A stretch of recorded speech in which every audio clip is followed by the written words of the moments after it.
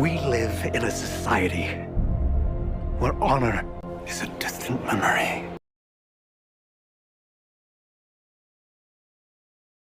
Guns Akimbo. This movie is pretty dumb. Now, the idea of this movie is basically there's this online dark web game that everybody watches that's about like real people killing each other, and everybody watches it if it's like Pokemon Go or something. It's really twisted and messed up. It just doesn't make sense in reality.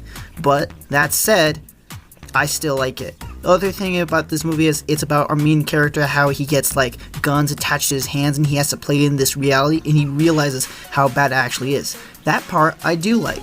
And spoiler alert, the movie ends where he learned to go on this mission to find and stop this game from going on. Daniel Radcliffe is pretty good as our lead. I think he handles it well, and I think he should do more stuff instead of just being remembered as the Harry Potter kid. I think the person who really shines in this movie the most is Sam Weaving. She nails every scene in this movie, and she's dark, she's like really crude, but I mean she's funny and she really gets it. What I think that they should do next is turn this into a series, a franchise, like a sort of like Fast and the Furious but more steampunk, sort of what Suicide Squad was doing. I think they should get another crack at it. Maybe get Sam Weaving back somehow.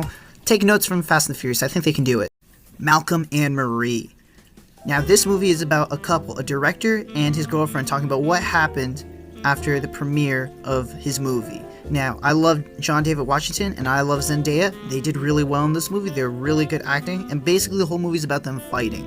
Now, people mistakenly like make this movie look like it's about Marriage Story, when really this is far from Marriage Story. Marriage Story is about these two people who love each other but restrain all this anger, and then at the end they let it out. Whereas this movie, they love each other and all they do is bicker, and the climax of the movie is when they don't. It's like total opposites. But their argument's interesting because you think you understand the problem and then they explain more and you realize, oh wait, that's not it. Wow. Also, when John David Washington talks about the LA Times girl and talks about this idea of identity within the industry is so hilarious, but also I think rings true. To All the Boys I Loved Before 3. No, I'm not saying the entire title, I'm just doing 3. Now, this series is about Lara Jean. Lara Jean's this girl, shy girl, doesn't really understand love. She never experienced it until now. And the first movie is about her writing notes and then giving it to guys. Like, her sister gives it to guys and she is suffering the consequences of it. And it's a really charming movie. The second one, though, isn't all that good. And then the third one, well, what do I think? I also believe it's not that good either. I really do believe that the first story really sets itself up to be like, oh yeah, she's going through this awkward phase and she has to play pretend, and only to the very end does she really truly be able to actually live this wish fulfillment. But then the other movies, they're all just wish fulfillment. There's no real stakes, there's nothing going on that's really bad. Yes, there are some struggles, but really in comparison, they're not as big as the first movie. And I think this is the same here. Although this idea of her going to college and her having to choose her boyfriend or college, I mean, I believe that has some stakes. Don't get me wrong though, I still really love this series. I love the girl who plays Lara Jean, I love Noah Centineo, I love the whole cast, and I want to see them in more movies and shows and all that kind of stuff. I just think this fell down on its face. WandaVision. Oh man. It's been so long since we've seen Marvel do anything, and I'm just very excited we have something new, finally. I think this is not usual for them, what they did here. You know, they, basically what it is, so there's this girl named Wanda, she's a witch, she has like magical powers, she was part of the Avengers, and she fell in love with an android, AI, named Vision, who was also part of the Avengers. They were both superheroes. One of them died because Thanos killed him, and she found a way to bring him back to life, and now they're sort of in a sitcom, but she's secluded this sitcom world in one city, so somebody's trying to get them out. So that's the idea of the story, and it's pretty fun. You know, they do things that you don't usually see in Marvel movies. It doesn't have a lot of action, it's more character, and and it has more time to breathe and spend time with who she is and what she thinks, what she connects with. The technical choices I think were pretty fun, especially how they use aspect ratio. I just feel like the last episode was kind of a bummer. I just don't like that Quicksilver wasn't Quicksilver, you know? Though that is a problem, I feel like a lot of the other problems, what ruined the ending was just online speculation. It just went too far. They were just saying, oh yeah, the X-Men or the Fantastic Four, and it got our hopes up. I do think a lot of the blame has to be put on Marvel itself for having this cameo and just not doing anything with it. But all in all, I just love that Marvel's back. Avengers Infinity War. Look, I'm not going to spend too much time on this because I know you've already watched this movie. But I will say a few things I think you might not have noticed. Number one, I love the one-shot scenes. Now, every single Avengers movie specifically has one shot in the movie that's just one very long take. Spielberg does a lot, but you don't see a lot of superhero movies. But Avengers, every single Avengers has only one. Avengers has the one where they, at the third act battle, just all the characters fighting. Then the second one was in the second movie where it's basically the same thing but in the snow at the beginning of the movie. And the third one, well, I'm going to explain that one. And the fourth one is the one where Hawkeye shows like he's killing everybody like John Wick. This is my favorite. You got it. It makes you feel like you're part of the world. It's apocalyptic, which this movie is. And then the last one I want to talk about is how this movie stands out when after watching WandaVision, because once you see like Wanda and Vision in this movie, back then it didn't really feel like much. Like you still cared about them, but they were side characters. But after watching WandaVision, they're just as important as like Captain America or Iron Man. They feel just as important. So I think that's what makes this watch better, is just knowing who they are, you know. Prince of Egypt. This movie is about a biblical person named Moses who takes his people, the nation of Israel, out of slavery from Egypt. I saw this movie in theaters with my friends. They basically bought out a room and they just watched whatever they wanted on there. So they decided Prince of Egypt. And I've got to say, this movie exceeds all standards. Like, it's kind of like Into the Spider-Verse, even though it's a 2D movie, it's way even more luscious and more beautiful than you even see CGI movies do. It exceeds a standard. But what's really cool about watching this movie is that you got to see the film grain in there. This movie wasn't made in film. Well, it's an animated movie. But you get to think about the way it was made. You know, they had to basically hand draw these pictures, and they had to use film frames to sort of like put them all together. The story is actually beautiful because it's this idea of bringing people out of slavery, and they have to rely on God to do it. And the way God's presented in this movie is so grand, and the way God's depicted on this movie is so beautiful. Like, he doesn't go by anybody's standards. He goes on his own pace. He goes by the beat of his own drum. And he's powerful. The only reason these people are actually able to get out of slavery is because he keeps stepping in and keep doing things. He keeps putting in plagues and miracles to show them, okay, listen to me, I have something important to say. Another thing I think about this is just, it's visually beautiful, yes, but also the music is beautiful as well, and it really fleshes out the world and fleshes out these characters so well. It's an A+ movie, and it's so heavy too. Like, this is a movie made for kids, yet it has depictions of slavery and whippings and all this dark stuff in it, but it still works, and it's still watchable, you know? I love it. A Silent Voice is about this one guy named Sho who he bullies this deaf girl in elementary school, and he bullies her all the way till she decides to leave. And then years later, he's carrying this guilt with him. So he decides to become friends with her again. And it's really a story of redemption. Though no matter how bad you are, you can kind of find a way back. And it doesn't shy away from like human flaws. Because we're all bad people. We're all people who do horrible things. So this movie really shows a light on it, not to say that these people are just one way. Now there's a romance arc that is supposed to be implied here, but they don't go all the way for it. They don't cross that line. They keep it to friendship, but they allude to that there is a romantic feeling within the story. I think that's awesome because what they want is kind of be together, but what they really need is to love themselves and to understand who they are. And there's so many moments where you just get to pause and just enjoy what's right in front of you. Kind of like Soul, what Soul did, where it wants you to enjoy the life and the freedom of being alive, or just the honor it is to be alive, you know? I would suggest not watching this movie if you had a friend or someone who's committed suicide. It does have that very heavy theme in there. It's beautiful, but it's also very heavy. Sorry to bother you. Now, this is about a guy who gets a job at a call center. He's not very good at first, but then gets better by using this white voice. And then after that, he gets promoted and he starts getting richer and richer while the people who are in his department start protesting. Now, this is one of my favorite comedies. If I were to give one word to how this movie, every choice is made, I would say this is all provocative. By the dialogue, by how shots are made, what things come into frame, what things come out of frame, the color. I mean, this movie's super vibrant. Even the music, it's loud and brassy and like almost like EDM. And even one of the characters, how they say their names, like it's like super weird. Like his name's literally Mr.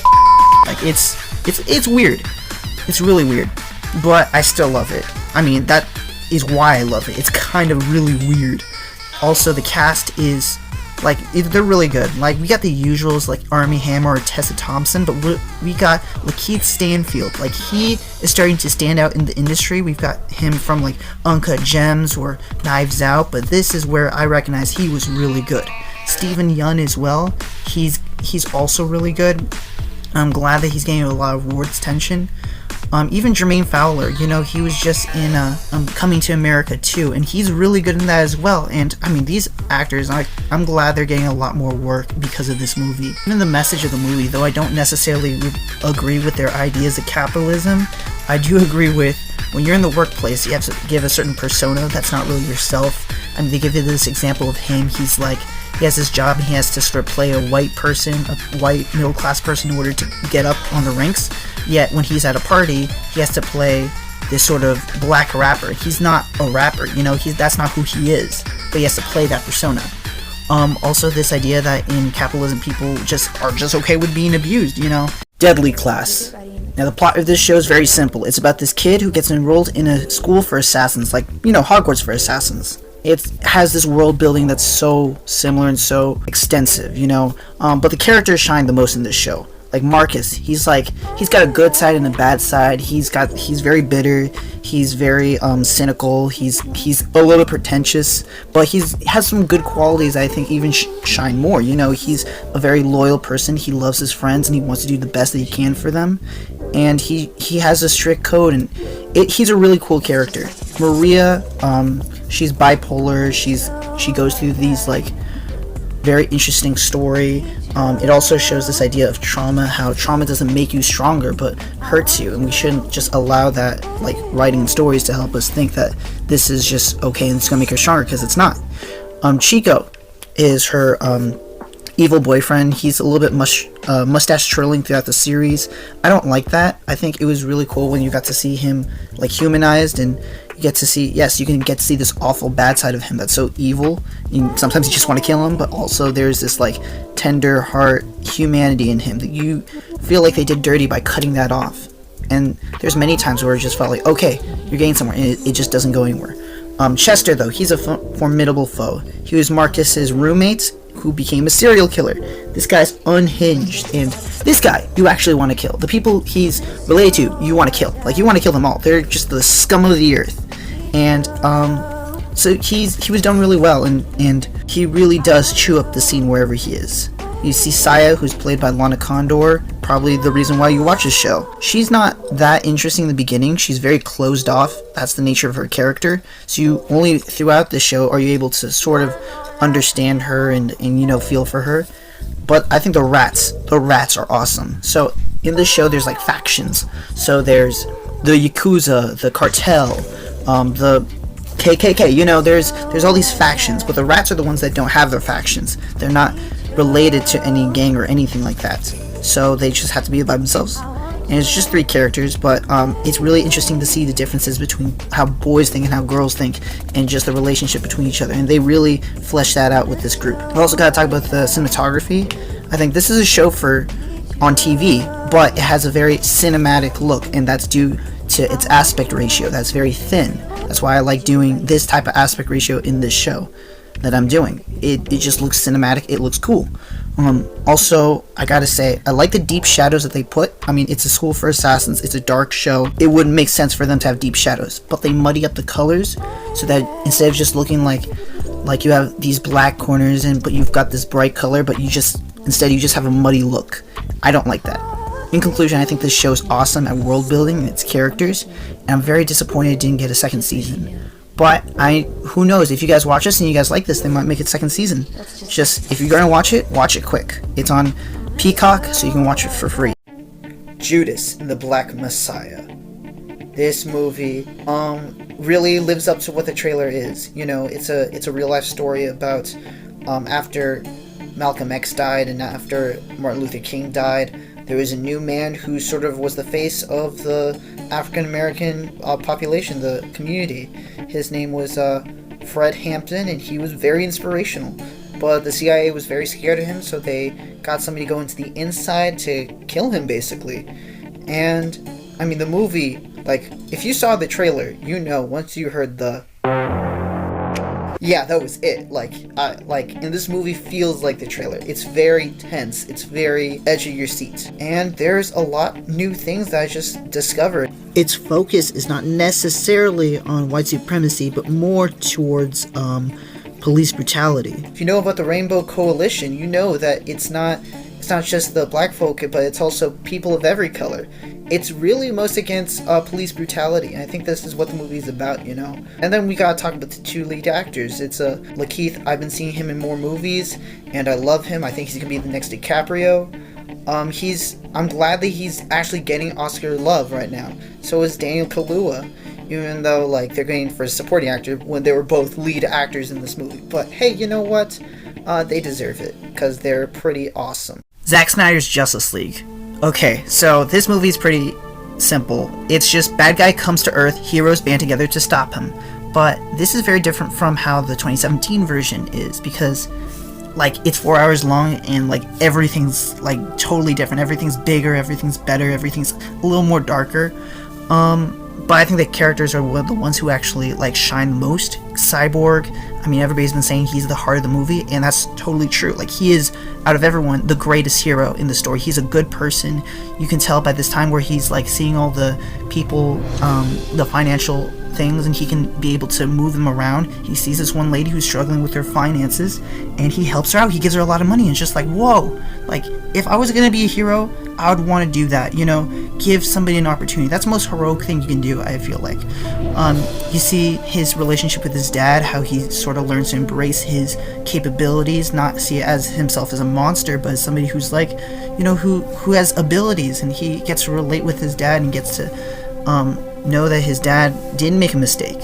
You think we see Flash, and he's so much better. He's not only funny by this movie, but he's also very caring. You see that scene with Iris West, and a lot of people hate that scene, but I actually do like it. I think the music works. I think it shows him that he's this complicated character. He's not just funny, but he's got so much about him. You see his relationship with his dad, where he wants to give himself a worth. He's always looking for worth. And I feel so much emotion when you see that scene where he's running, he's moving through time and to save everyone, and he says Dad, I was one of them. And just oh my goodness.